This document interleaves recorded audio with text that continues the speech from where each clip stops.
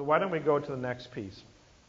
I'm going to drill us down on the Mark submission here, and then I'm going to send you out with activities to perform. We'll break you up, but we're not right yet. Irene will hand these out, because if we hand these out too early, they're going to look at those in rustled papers.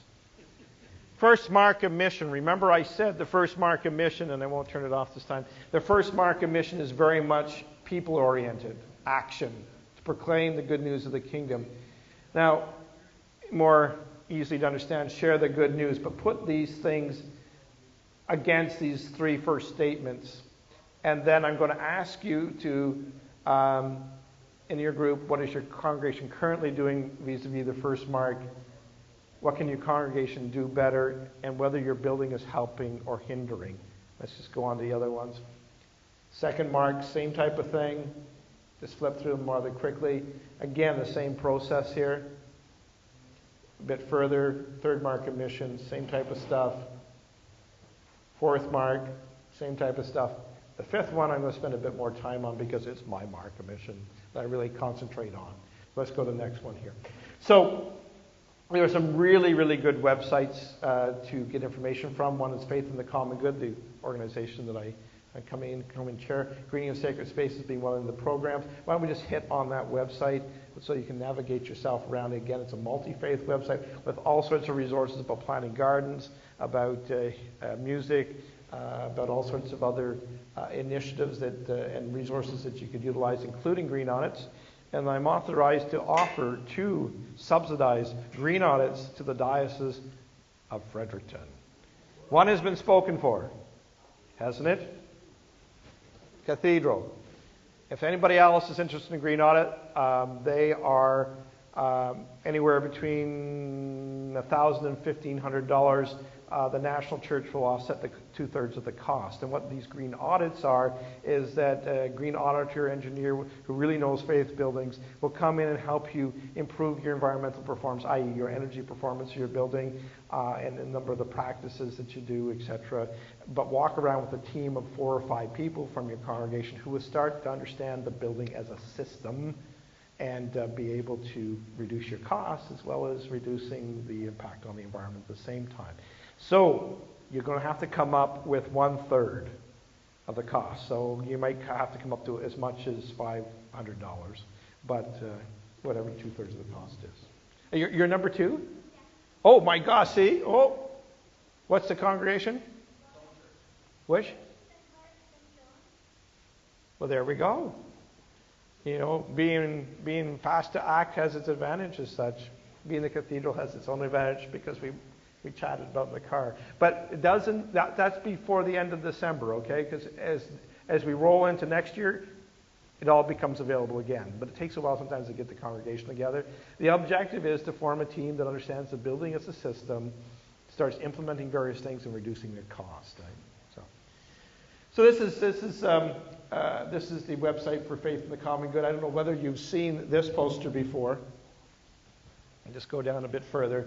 It is actually the Green Rule. And so it talks about because it's one of the things about creation, all the faiths have something about creation and care for it as well. And so that's one of the very common areas that you can work on with other faith groups.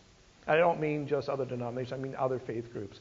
I was emceed something at a Buddhist temple recently, and it was incredible some of the stuff they were doing. And anyway, so this poster may be up in some of your churches. I don't know. They're up in a fair number of places. Now, what we do is establish a green team, Faith in the Common Good, Green Sacred Spaces facilitator in various areas where they need to be. It could be attached to the diocese, or it could be attached to just to the area here and shared multi-faith wise. But we'll help you with a bunch of things as well. So. Anyways, that's that website. There's also a certification program, whereas it's multi-faith. That certification program was established in Huron Diocese of the Anglican Church. So it looks at, certifying your buildings as such. Why don't we go, here's the national website. We're just doing the website here.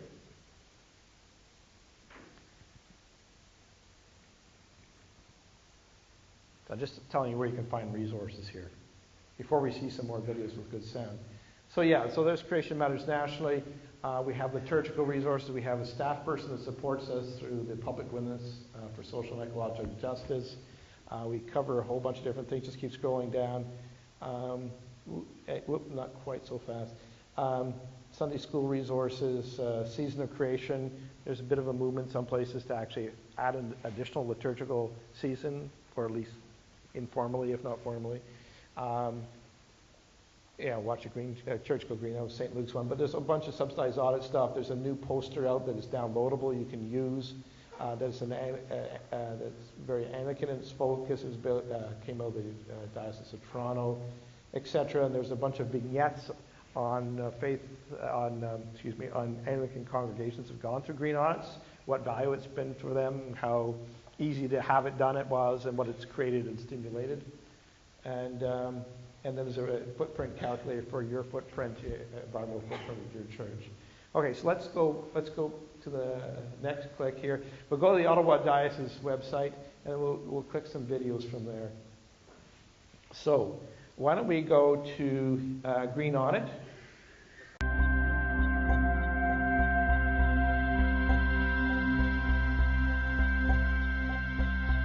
The Green Audit is a process of us looking at the church and the way that the church relates to the environment, specifically the way that we use energy and the products we use. The Green Audit, which we're doing with the Greening of Sacred Spaces organization, looks at the various operations of the church building itself and identifies areas where we can reduce energy, where we can reduce water consumption, where we can improve the air quality of the building as well. Many of our churches are old, very old, and many of them are not particularly environmentally friendly just because of their age. The Green Up database is a project that we're doing with the Canada Green Building Council, and it's a way for us to measure the baseline of how our church is operating now. And that's the same organization that certifies the environmental performance of a wide variety of buildings in their construction as well as in their operation. But what it really does is establishes our baseline so that year after year, as we make improvements, we can see progress being made. And for us to be able to see if we make changes, like green changes, that it's making improvements. Yeah. So here we are in the nave at St. Luke's. And this building, it was renovated some years ago. We're an urban parish. There's very little parking. We have to make maximum use of space, almost like a ship. Every corner is used for storage of some kind. We're able to identify clearly some immediate financial benefit. Our furnace, it's so old and hasn't been cared for and outdated, and filters haven't been changed, that we're just been throwing money out the window, hand over fist. This is a 22-year-old furnace. When it was put in place, it was actually not a very high efficiency furnace. Efficiency is 80%, theoretically. It's been so badly maintained, I'm sure there's probably operating maybe down 50 to 60% efficiency. So half of the energy, or almost half of the energy that we put in here, doesn't actually get turned into heat. The front door, it's just bleeding out air. I mean, everyone kind of knew that, but it's kind of like a loony dispenser all day long in the winter here. We're here at the entrance of St. Luke's Church, and we have this big door here, which has a lot of gaps, which means that the cold air is coming in, and we're losing a lot of the heat and the energy that we're using. One of the things we found in the audit as well is that we have this room which has a cooling system in it. And right below it, we have a freezer and a refrigerator whose motor creates heat. And they just go round and round. One is to cool the heat that's made. And the thing is, this room requires neither, because these are dry goods. If we have 10 chips and we're spending 4 chips on heating the place, now we're spending 1 chip on heating the place, and we can put the rest into our ministry. I think there is a responsibility for those who profess to be Christian to take a significant interest in the sustainability of the environment. The wonderful thing about this program is that there are resources out there that will have effects on your bottom line as a church. This is clear, concrete data that you and I can look at and make conscious decisions and choices about the future of this building, but not even just this building, the future of the church as a whole. We in the Western religious traditions need to get back to that kind of fundamental understanding of how we live with each other and with creation. So please join us and other congregations across the country in the Green Audit and the Green Up database. There's funding available.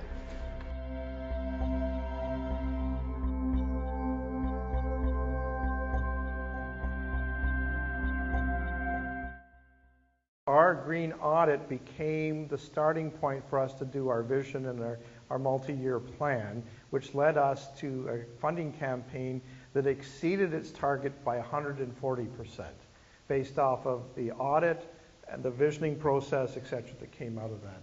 So why don't we hit the green audit update?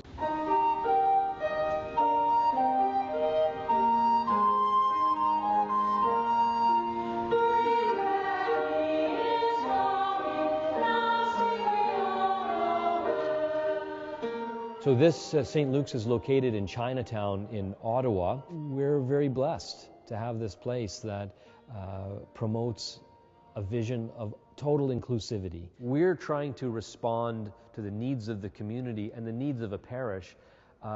We had to lay out the fact that we just can't continue as we are. We need to grow. We need to make better use of this space. We need to maximize our ministry per square foot just to be relevant. We replaced the old windows here. They were wood frame, broken glass, wire screen on the outside of them, with these new energy efficient, well-sealed windows. Two purposes here. One, from the interior, it's much lighter inside. Not only does it save energy, but it's also much lighter and friendly inside here. And from the exterior, it sure looks a lot more friendly than the mesh grate security things we had on the windows previously. We're able to identify clearly some immediate financial benefit. Our furnace, it's so old and hasn't been cared for and outdated, and filters haven't been changed, that we're just been throwing money out the window hand over fist. Yeah, one of the significant expenses of any operation is the heating of the building. These are quite large buildings. In our environmental audit, our furnace performance was lower than it should have been. It was installed as a natural gas furnace 22 years ago, but actually, as we found out, it was probably a 50-year-old furnace that originally was run on heating fuel. What we have done is put a high-efficiency furnace in here that's much better sized for the space that it's required to heat. The front door, it's just bleeding out air. I mean, everyone kind of knew that, but it's kind of like a loony dispenser all day long in the winter here. We're here at the entrance of St. Luke's Church, and we have this big door here, which has a lot of gaps, which means that the cold air is coming in, and we're losing a lot of the heat and the energy that we're using. So the cold air from the door downstairs is kind of funneling up through this long channel and then through these doors, which are also not sealed very well, and it kind of gets sucked through and then goes straight up there. This is the tower. It's the entrance through which people come for the services. Previously, we were heating it with electrical heat, but there's no purpose to heat this. The walls were not insulated, the exterior door was not insulated, nor was the ceiling. So what we've done is cleared all the clutter out of here, made it much more lighter with paint tones, as well as put a nice floor in here. And these interior doors, we can see them, it's much more inviting. We've replaced the door, that door that was the loony dispenser where all the heat went out through, cracks everywhere, with this glass one. It's insulated, it is well sealed, the drafts aren't getting in, but also importantly, it is glass and people can see in. It's less of a barrier for people to engage with us. It does that exteriorly, but interiorly it also makes it much brighter inside. If we have 10 chips and we're spending 4 chips on heating the place, now we're spending 1 chip on heating the place, and we can put the rest into our ministry.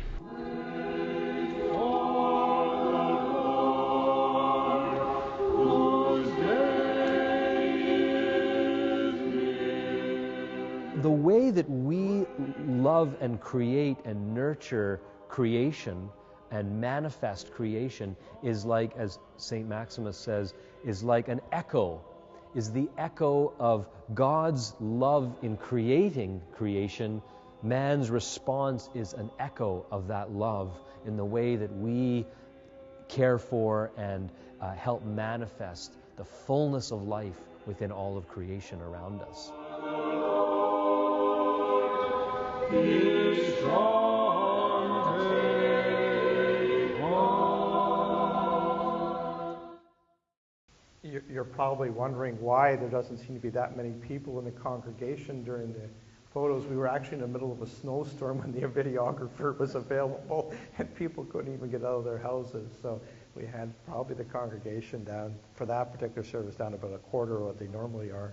But we had to go ahead because our guy was from Los Angeles. We just couldn't have him come back another weekend. So that gives you an idea. Now, interestingly, I would say, is that your diocese has a requirement, according to the General Synod of 2013, to actually create a Creation Matters group in your diocese. It's Resolution A170R1, if you want to check that, which was proposed by Bishop Bird from Niagara and seconded by Bishop John Chapman from Ottawa. It refers to creating a Creation Matters group, plus also giving it a pool of funding to work on these issues. Bishop, as you're walking away. Oh, good, actually, because you're going to say, yay! Anyway, but what has happened is that the dioceses have been adding onto it, and the most recent one was Calgary, and it's interesting. We're finally getting people from Alberta diocese getting into Creation Matters. And what we do from a national perspective is the chair of each of these committees sit on a national board, which I chair, and we share new things that we do, new programs, new examples, new encouragements, work on joint policy development type of thing, engage parishes to make sure they apply for subsidized green audits, share a bunch of stuff. For example, the poster on creation care in the Fifth Markham Mission was created in the Diocese of Toronto, but all of a sudden became national in nature. Videos that we do in the Diocese of Ottawa become national in nature. Some of the stories from other places become national in nature. So if you're trying to promote something, you don't have to just create the promotion from your scratch in your own area out here. So I trust that soon we'll have somebody appointed as the chair for Creation Matters New Brunswick, Fredericton Diocese, and that there will be people working with them, and they will come. That person will sit on some of our conference calls, which are about every 6 weeks, and there's a lot of back and forth support, particularly with the emerging piece that really it's only the Fifth Markham Mission that we actually talk about property and things of physical nature, and that's where some of the work that Kathy Campbell's doing in St. Matthew's in Winnipeg is coming out of, and we're in a process of actually putting together for next year at the national level a program to really promote mission per square foot. That you've seen some of the genesis of it here. It really relates to helping to create partnerships to help make our buildings more feasible, both from their operation, but also having more people in there as well. So why don't we get off of that website and back? But please visit this or the national website or Greening of Sacred Spaces. There's lots of resources there for you. And so let's go to the next line. So basically, I'm going to set you out to do these things, but looking at each Markham mission, how it pertains to your building. Go a bit further. Before that, let's go back. Let's send people out, and we'll talk.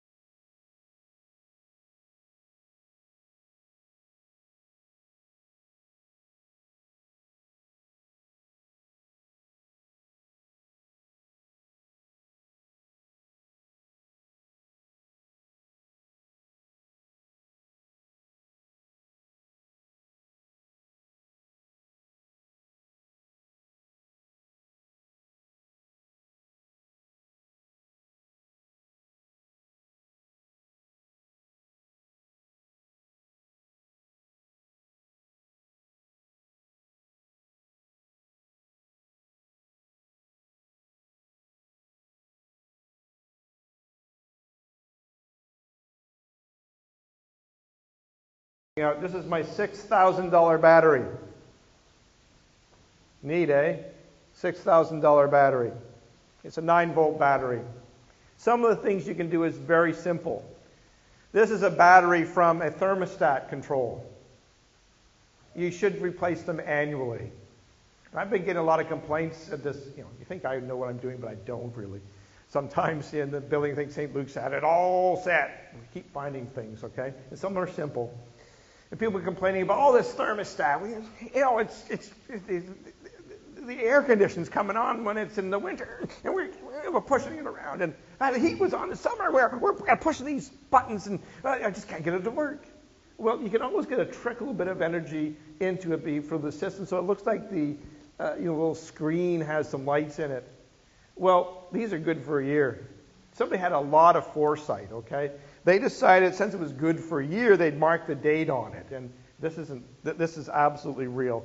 November 19th, 2007 is when it was replaced. And I found that about a month ago. So it's been dead for 6 years.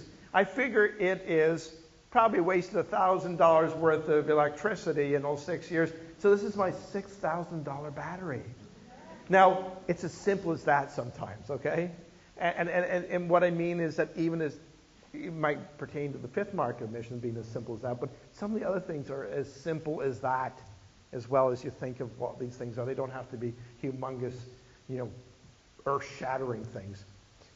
And I'll share something else before we send you back to this. Is that during the break, someone came up and said to me, well, I just thought of something in a rural area.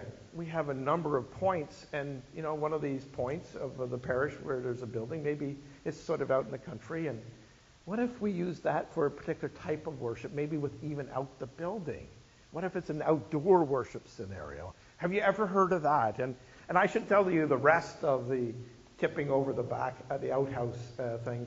Part of it was, what we then allowed us to do was use the space beyond there, so where we would have been stung, or it stunk, or there were raccoons. We had a little woodlot behind there. We brought in stones and made a stone altar, cleared out the woodlot a little bit with the maples, and we held 4 services a year outdoors. One being St. Francis, blessing of the animals, and people would show up with their horses. People would show up for that service who would never come through the doors of the church itself. There's things you can do. So, just thinking out of the box. Now, missional plan. I think I made the point earlier that it's just going out about, let's do something with the building. In absence of a missional plan, it's folly. Because I'd like to come up with the right type of thing to do with your building, and I gave you that example of Kitchissippi United. They made the wrong choice and lost people over it.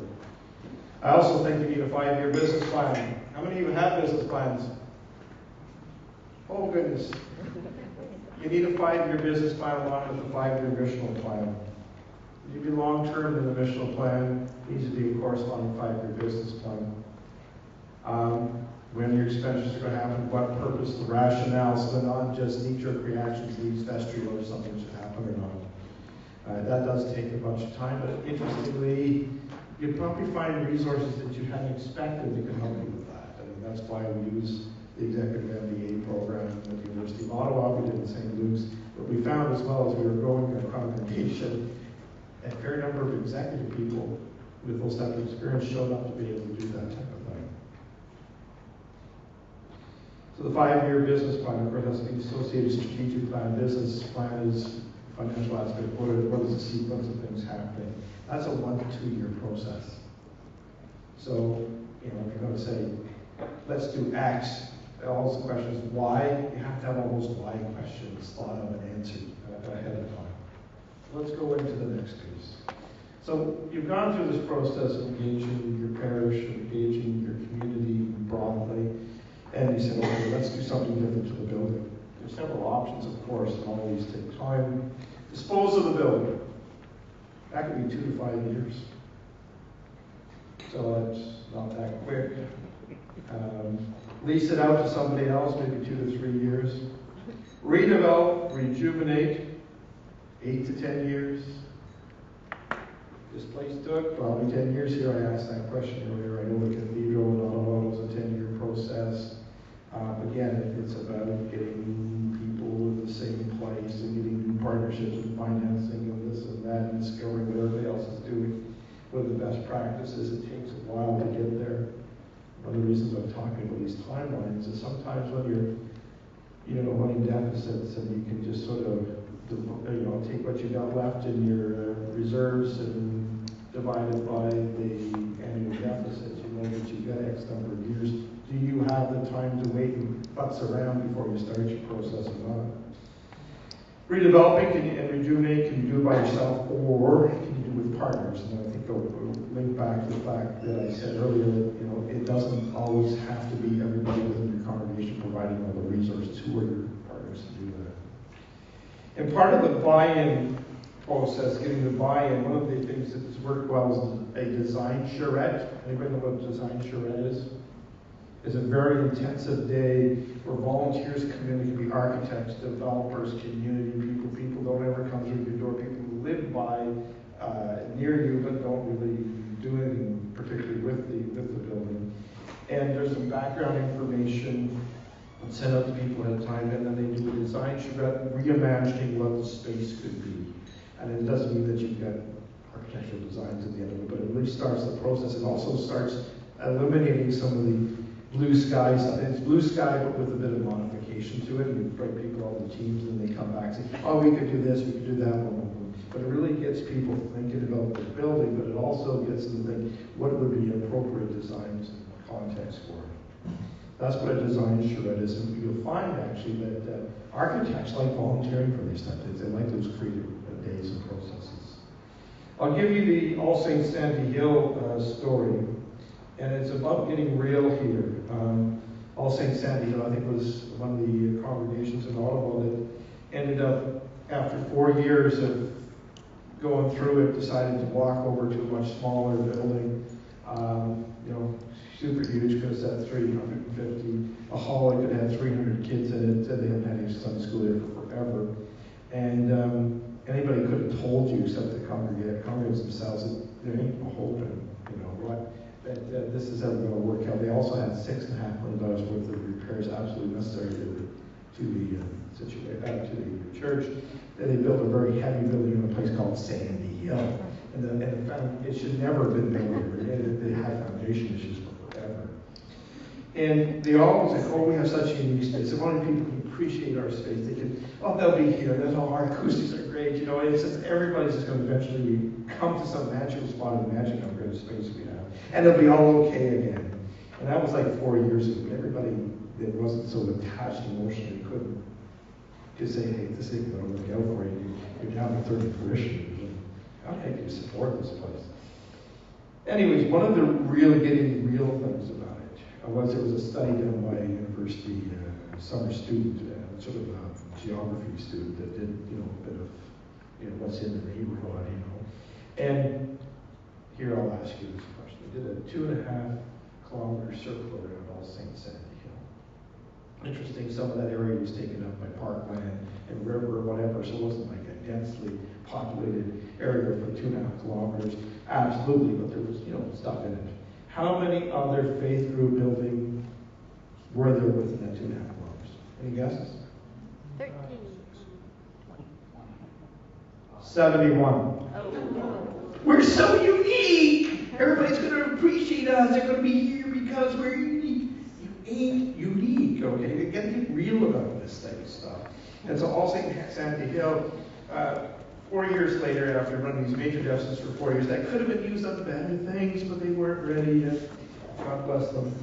All 15 of them had one down to walked across the bridge and joined with St. Margaret's, which was about 1/8 the size of the building. And so, what they said after that, we realized finally that the church is the people and not the building. But man, what a relief. Okay? Last slide, existing resources. I talked about stuff and shown you about stuff. Faith in the common good, being sacred spaces. There we go. Here's one I haven't talked about. The United Church, realizing the same type of problem at the national level, has established something called EDGE. There's a URL for that. Do we need an EDGE Church Canada equivalent, which is to help congregations? Because you do it once, well, you learn some stuff. But if you're doing it more frequently, you can help people better because you could create a SWAT team here from Church of Canada. I'm having a discussion with the Primate and the General Secretary about that. Month of November shortly, like, do we need to create that type of resource that can help? You know?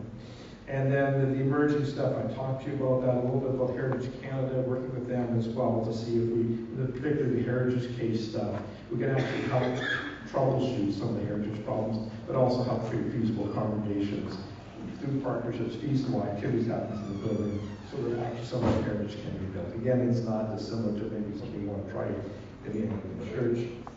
And this thing I talked about, there's community land trust and trust funds. There are people who want to help, and I would say there's this category of folks that are looking fairly well-off people, well-accomplished, in their 50 to 70-year age range.